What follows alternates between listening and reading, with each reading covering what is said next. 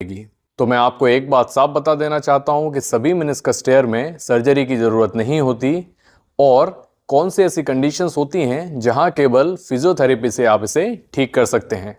तो चलिए वीडियो में आगे बढ़ते हैं और जानते हैं कौन से ऐसे पॉइंट्स हैं, कौन से ऐसी कंडीशंस हैं जहां फिजियोथेरेपी से और रिहैब से आप अपने मेनिस्कस टेयर को रिकवर कर सकते हैं। सो व्यूअर्स, मेनिस्कस पर चोट आने के बाद आपको जो मेनिस्कस इंजरी के सिम्टम्स होते हैं जैसे कि सूजन, दर्द और जकड़न, वो तुरंत दिखाई नहीं दिए, बल्कि ये जो सिम्टम्स हैं वो आपको 24 से 48 घंटे बाद दिखाई दिए।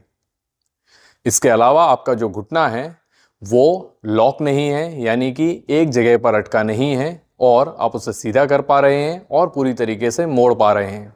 और जब आप घुटने को मोड़ते हैं और सीधा करते हैं तो जो दर्द है वो केवल एंड रेंजेस में ही आपको आ रहा है।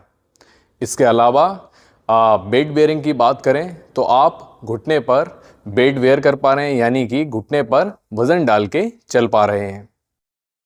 इसके अलावा जो हम मेनिस्कस टेयर को टेस्ट करने के लिए मैकमरीज टेस्ट करते हैं, उसमें जो दर्द है वो आपको केवल घुटने को जब हम ज़्यादा मोड़ते हैं तभी आ रहा है, यानी कि केवल इनर रेंजेस में आपको दर्द आ रहा है।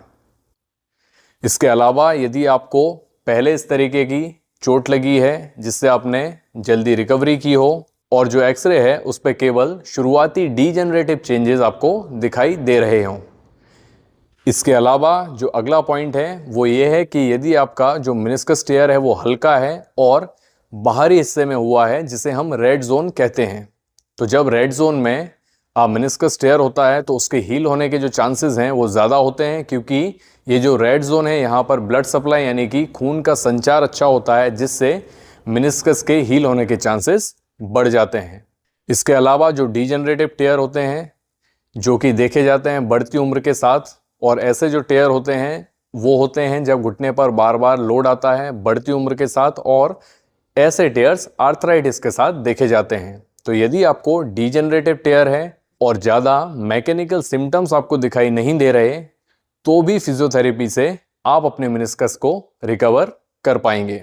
सो व्यूअर्स, रिसर्चेस में देखा गया है कि ऐसे केसेस में फिजियोथेरेपी उतनी ही कारगर होती है जितनी कि आर्थ्रोस्कोपिक पार्शियल मेनिसेक्टोमी। सो व्यूअर्स, अब आप समझ गए होंगे कि किन कंडीशंस में, किन केसेस में मेनिस्कस टेयर को आप केवल फिजियोथेरेपी से बिना सर्जरी की मदद से ठीक कर सकते हैं। सो व्यूअर्स, आज की वीडियो में इतना ही। उम्मीद करता हूँ आपको वीडियो पसंद आई होगी, तो वीडियो को लाइक कर दें, चैनल को सब्सक्राइब कर दें और साथ ही साथ बेल आइकन दबाना ना भूलें ताकि आगे आने वाली वीडियोस की नोटिफिकेशन आपको मिलती रहे।